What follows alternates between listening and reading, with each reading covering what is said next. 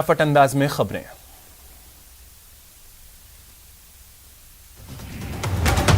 Covaxin के उत्पादन के लिए हाफकाइन बायोफार्मा को केंद्र सरकार की ओर से 65 करोड़ रुपए और महाराष्ट्र सरकार से 94 करोड़ रुपए का अनुदान मिला है। हाफकाइन बायोफार्मा के मैनेजिंग डायरेक्टर ने कहा कि उन्हें 8 महीने की टाइमलाइन के अंदर यह टास्क पूरा करने की जिम्मेदारी मिली है। कंपनी वैक्सीन के उत्पादन का काम युद्ध स्तर पर अंजाम दे रही है। दिल्ली हाईकोर्ट ने सीबीएसई, केंद्र और दिल्ली सरकार को नोटिस जारी किया है, जिसमें स्कूल द्वारा आयोजित आंतरिक मूल्यांकन के आधार पर 10वीं बोर्ड परीक्षा के अंकों के सारणीकरण के लिए नीति में संशोधन की मांग करने वाली याचिका पर जवाब मांगा गया है। पहलवान सागर धनखड़ की हत्या के आरोप में गिरफ्तार किए गए रेसलर सुशील कुमार को लेकर क्राइम ब्रांच ने बड़ा खुलासा किया है। क्राइम ब्रांच के सूत्रों ने बताया कि 17 दिन की फरारी के दौरान सुशील टेलीग्राम ऐप के जरिए लोगों से बात कर रहा था। अगले साल उत्तर प्रदेश और पंजाब समेत 5 राज्यों में समय पर ही चुनाव कराए जाएंगे। ये बात मुख्य चुनाव आयुक्त सुशील चंद्रा ने समाचार एजेंसी पीटीआई से कही। पंजाब कांग्रेस में कलह जारी है। कैप्टन अमरिंदर सिंह के खिलाफ नवजोत सिंह सिद्धू ने मोर्चा खोल रखा है। यही वजह है कि दिल्ली में कमेटी के सामने नवजोत सिंह सिद्धू पेश हुए, तो वहीं अमृतसर के पूर्वी विधानसभा एरिया में कांग्रेस विधायक नवजोत सिंह सिद्धू की गुमशुदगी के पोस्टर लगे। मध्य प्रदेश के चर्चित हनी ट्रैप कांड की जांच कर रही एसआईटी बुधवार को पूर्व मुख्यमंत्री कमलनाथ से पूछताछ करेगी। कमलनाथ ने पिछले दिनों दावा किया था कि उनके पास हनी ट्रैप कांड से जुड़ी पेन ड्राइव है। कांग्रेस सांसद राहुल गांधी ने बुधवार को सोशल मीडिया पर एक नया कैंपेन शुरू किया है, जिसमें उन्होंने केंद्र से देशव्यापी मुफ्त वैक्सीनेशन अभियान चलाने की मांग की। कांग्रेस के सोशल मीडिया के कैंपेन के तहत कांग्रेस नेता सोशल मीडिया पर अपने वीडियो और संदेश के जरिए सभी को फ्री वैक्सीन की मांग उठा रहे हैं। Speak up for free universal vaccination अभियान को सोशल मीडिया पर ट्रेंड करवाया जा रहा है। कोरोना की तीसरी लहर की आशंकाओं और खतरों के बीच सरकार ने सीबीएसई की 12वीं की बोर्ड परीक्षाओं को रद्द करने का फैसला किया। प्रधानमंत्री मोदी ने सोमवार को इस मुद्दे पर राज्य और अन्य हितधारकों से व्यापक चर्चा के बाद मंगलवार को यह फैसला लिया। राज्य सरकार की आज कैबिनेट की बैठक होगी, जिसमें परीक्षा समेत कई मुद्दों पर चर्चा होगी। आरसीए अध्यक्ष वैभव गहलोत का आज जन्मदिन है। इस मौके पर मुख्यमंत्री अशोक गहलोत ने उन्हें ट्वीट कर बधाई दी। वहीं वैभव गहलोत ने ट्वीट कर धन्यवाद जताया। लगातार धीमी हो रही कोरोना की रफ्तार। 24 घंटे में 1,32,788 नए केस आए सामने। 24 घंटे में 3,207 लोगों की गई जान। दिल्ली में बीते 24 घंटे में कोरोना के 70,813 टेस्ट हुए। इस दौरान कोरोना के 623 नए मामले सामने आए। बीते 24 घंटे में राजधानी में कोरोना के वजह से 62 लोगों की मौत हुई। सख्ती से कोरोना की रफ्तार कम हो रही है। 24 घंटे में 1002 नए केस सामने आए, तो वहीं 65 लोगों की मौत हुई। कोटा के रहने वाले जांबाज सीआरपीएफ कमांडेंट चेतन चीता की सलामती के लिए एक बार फिर दुआओं का दौर शुरू हो गया है। चेतन चीता की हालत गंभीर बताई जा रही है। झज्जर के एम्स में उनका इलाज चल रहा है। प्रधानमंत्री नरेंद्र मोदी ने तेलंगाना के स्थापना दिवस पर राज्य के लोगों को शुभकामनाएं दी हैं। अपने ट्वीट में पीएम मोदी ने राज्य के लोगों के अच्छे स्वास्थ्य और कल्याण की प्रार्थना की। केरल में अगले 24 घंटे में मानसून दस्तक देगा, मौसम विभाग ने संभावना जताई। राजधानी में अचानक मौसम का मिजाज बदला। सुबह तेज हवाओं के साथ बारिश का दौर शुरू हुआ, जिसके चलते मौसम सुहावना हो गया। करौली में कोरोना काल में चिकित्सालय में काम करने वाले स्वच्छता सैनिकों का वत्सला ग्रुप और अन्य भामाशाहों द्वारा सम्मान किया गया। लगातार धीमी हो रही कोरोना की रफ्तार। 24 घंटे में 1,32,788 नए केस आए सामने। 24 घंटे में 3,207 लोगों की गई जान। दिल्ली में बीते 24 घंटे में 70,813 टेस्ट करवाए गए। 623 पॉजिटिव रिपोर्ट सामने आए। 24 घंटे में राजधानी में कोरोना के चलते 62 लोगों की मौत हुई। सख्ती से कोरोना की रफ्तार कम हो रही है। 24 घंटे में राजस्थान में 1002 नए केस सामने आए। 65 लोगों की मौत हुई। नई गाइडलाइन में व्यावसायिक गतिविधियों को सीमित छूट दी गई है। मंगलवार से शुक्रवार सुबह 6 बजे से दोपहर 11 बजे तक दुकानें खुलेंगी। भरतपुर के वैर में देव नारायण कन्या कॉलेज का शिलान्यास करने आए राज्य मंत्री भजन लाल जाटव के कार्यक्रम में कोरोना गाइडलाइन की जमकर धज्जियां उड़ती नजर आई, जिसका वीडियो अब सोशल मीडिया पर वायरल हो रहा है। चित्तौड़गढ़ में संक्रमण की रोकथाम के साथ साथ टीकाकरण अभियान पर विशेष जोर दिया जा रहा है। इस्लामिया कमेटी की ओर से विशेष टीकाकरण शिविर का आयोजन किया गया। कोटा में कोरोना पॉजिटिव मरीजों की संख्या में गिरावट आई है और मौत की रफ्तार भी अब थमने लगी। प्रतापपुरी सेवा समिति पोखरण की ओर से शहर में भी कई वार्डों में निःशुल्क काढ़े का वितरण किया गया। प्रदेश में आज से मिनी अनलॉक की शुरुआत हो गई है। अजमेर में भी व्यापारियों ने अपने प्रतिष्ठान खोले और साफ सफाई के बाद काम शुरू किया। प्रदेश भर में आज से मिनी अनलॉक की शुरुआत हो गई है। आज से 11 बजे तक बाजार खुलने शुरू हो गए। टोंक में पुलिस ने कलेक्ट्रेट के पास मैदान में क्रिकेट खेल रहे 7 लड़कों को पकड़ा। पुलिस के मुताबिक सभी लड़कों को क्वारंटीन सेंटर में रखा जाएगा और कोरोना जांच के लिए सैंपल लिए जाएंगे। कोटा में मई महीने में लॉकडाउन के तहत शहर पुलिस ने कोरोना गाइडलाइन की पालना नहीं करने पर 24,842 लोगों के खिलाफ कार्रवाई की और जुर्माना वसूला। जोनल अधिकारी तहसीलदार बंटी राजपूत की अध्यक्षता में कोर कमेटी की बैठक का आयोजन किया गया, जिसमें कोरोना रोकथाम को लेकर की जा रही door to door survey, covid positive टीकाकरण, कोरोना गाइडलाइन की पालना पर चर्चा की गई। प्रतापगढ़ में भी कोरोना की वजह से बीते 1.5 महीने से बाजार बंद थे, जो आज खुल गए। बाजारों में भारी भीड़ देखने को मिली। एएसपी चिरंजी लाल मीणा के नेतृत्व में क्विक रिस्पांस टीम और पुलिस के जवानों ने पैदल मार्च करते हुए लोगों को सोशल डिस्टेंसिंग की पालना करने और मास्क लगाने की हिदायत दी। डूंगरपुर में कोरोना के चलते होली के बाद से बाजार 43 दिन तक बंद रहे, जिसके बाद आज बाजार खुले। लॉकडाउन में राज्य सरकार ने आज से सशर्त छूट दी है। इसके तहत मॉल्स और एसी शॉपिंग कॉम्प्लेक्स को छोड़कर सभी बाजार और सरकारी दफ्तर खुले। झुंझुनू में जिला प्रशासन ने कोरोना की जांच को लेकर नवाचार किया है। अब राह चलते किसी भी व्यक्ति की कोविड की जांच की जाएगी। इसकी शुरुआत भी कर दी गई है। आज पहले दिन मंडावा मोड़ पर बीडीके अस्पताल की टीम ने mobile rapid antigen test van से आमजन के लिए कोविड जांच की शुरुआत की। जैसलमेर के मोहनगढ़ सामुदायिक स्वास्थ्य केंद्र पर मंगलवार से 18+ लोगों को कोरोना वैक्सीन लगाने का काम शुरू हो गया। जयपुर ग्रेटर नगर निगम ने एक आदेश जारी कर नेताओं की नेतागिरी पर अंकुश लगा दिया है। अब निगम समितियों के अध्यक्षों, सदस्यों और पार्षदों को सैनिटाइजेशन के लिए दमकलें उपलब्ध नहीं होंगी। दमकल से सैनिटाइजेशन का काम केवल कंटेनमेंट जोन में ही किया जा सकेगा। वहीं स्प्रे मशीन या स्वास्थ्य शाखा की ओर से करवाई जाने वाली व्यवस्था से भी स्प्रे हो सकेगा। कैबिनेट मंत्री सालेह मोहम्मद 1 दिवसीय पोखरण विधानसभा क्षेत्र के दौरे पर रहे। कैबिनेट मंत्री ने खुद वार्ड में घूम कर व्यवस्थाओं का जायजा लेते हुए भर्ती मरीजों को फल और बिस्किट बांटे।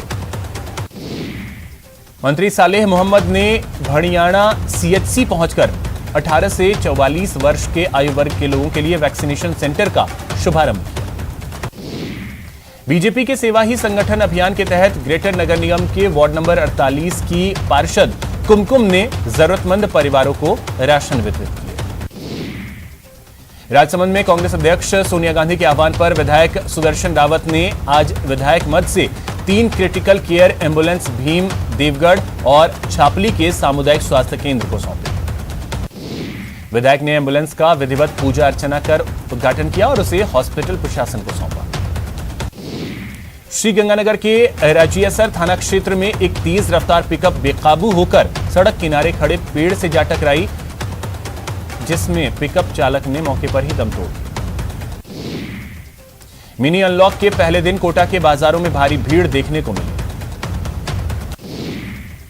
अनलॉक के तहत आज बांसवाड़ा शहर के बाजार खुले। शहर में जबरदस्त भीड़ देखने को मिली। बारां में कोरोना संक्रमण काल के दौरान नई गाइडलाइन के तहत सप्ताह में 3 दिन संपूर्ण बाजार खुलने के नए निर्देशों के चलते आज बाजार खुले।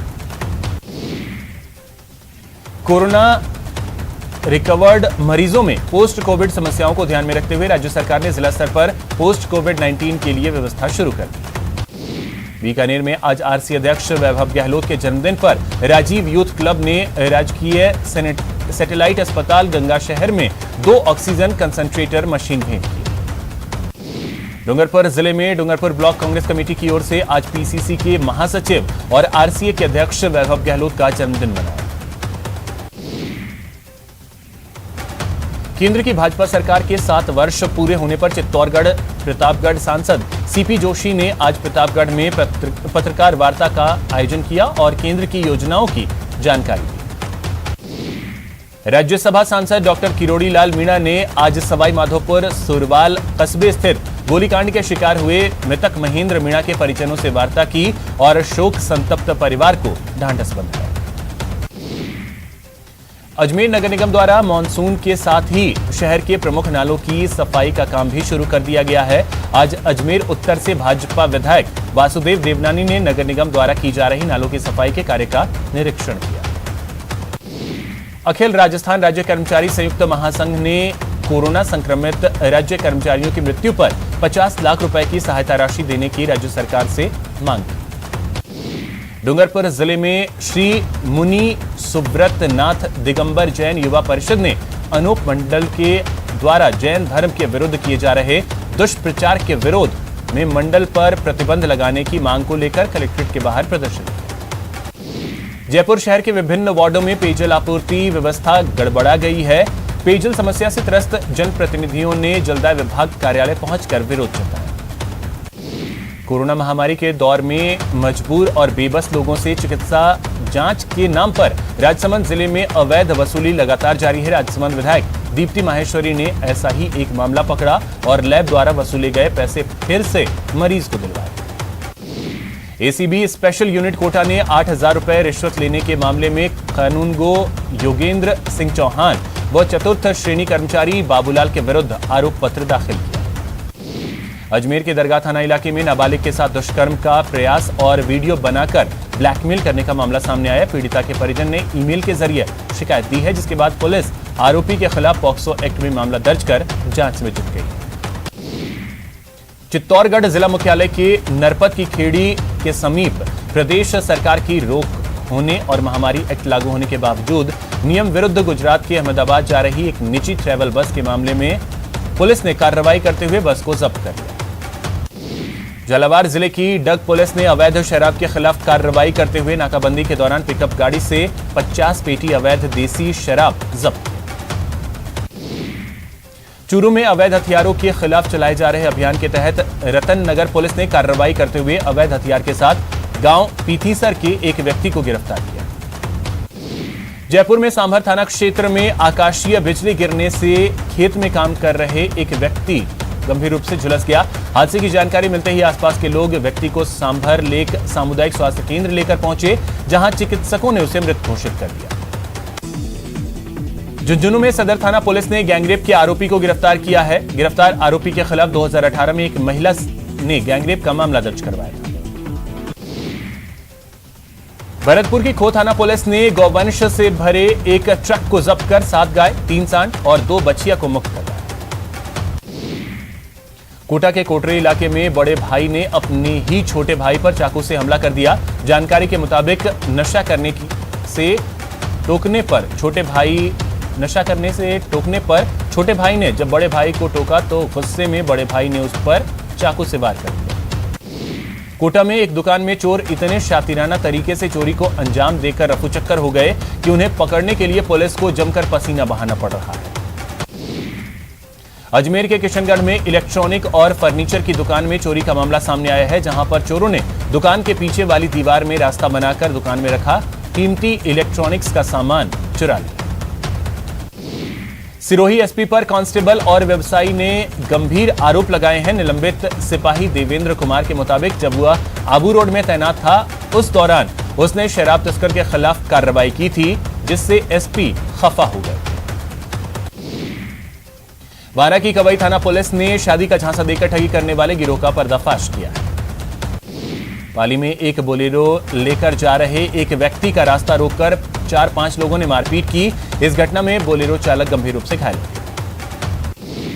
उदयपुर में जैन धर्मशाला में ड्यूटी पर तैनात चौकीदार की अज्ञात बदमाशों ने गला रेतकर हत्या कर दी।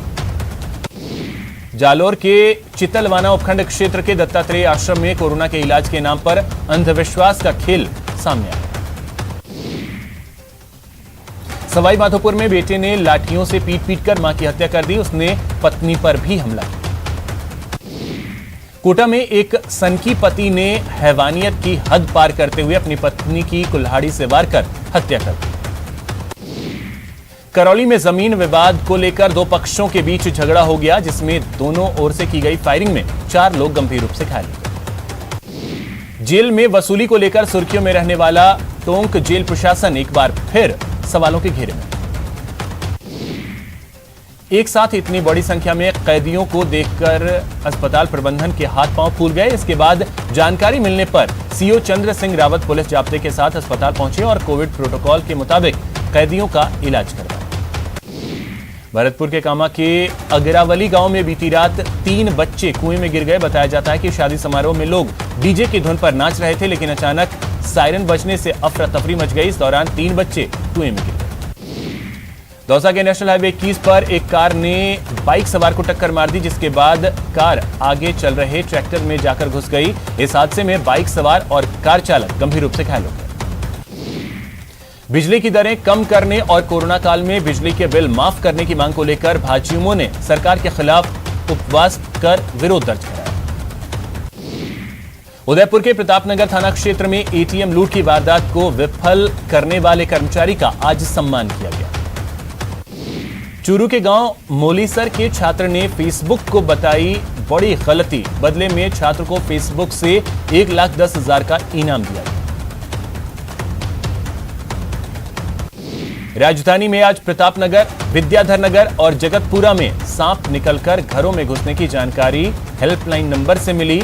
2 जगह रॉयल स्नैक और 1 जगह जहरीले कॉमन ब्लैक कोबरा की निकलने के मामले में स्नेक रेस्क्यू एक्सपर्ट को मौके पर भेजा गया, जहां पर घरों में सांप घरों से इन सांपों का रेस्क्यू किया गया। जयपुर के पास पापटा पर एक मोर पर 2-3 बंदरों ने हमला कर दिया। ग्रामीणों ने मोर को छोड़कर घटना की जानकारी वन्यजीव प्रेमी गोविंद भारद्वाज को दी। सूचना मिलते ही गोविंद भारद्वाज ने मौके पर पहुंचकर घायल मोर का इलाज किया। बारां के केलवाड़ा वन क्षेत्र के मोहाल गांव में वन विभाग ने 40 बीघा वन भूमि पर से अतिक्रमण हटवाया। 5G टेक्नोलॉजी के खिलाफ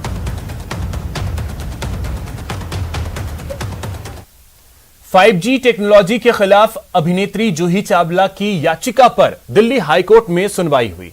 हाईकोर्ट ने मामले में फैसला सुरक्षित रख लिया है।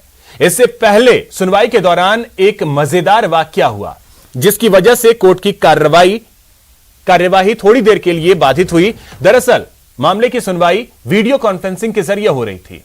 सुनवाई के दौरान कोई शख्स बीच बीच में जूही चावला की फिल्मों के गाने लगातार गुनगुना रहा था, जिसकी वजह से कोर्ट की कार्यवाही बाधित होने लगी। इसके बाद कोर्ट ने उस शख्स की आवाज बंद करने का आदेश दिया और कार्यवाही आगे बढ़ी।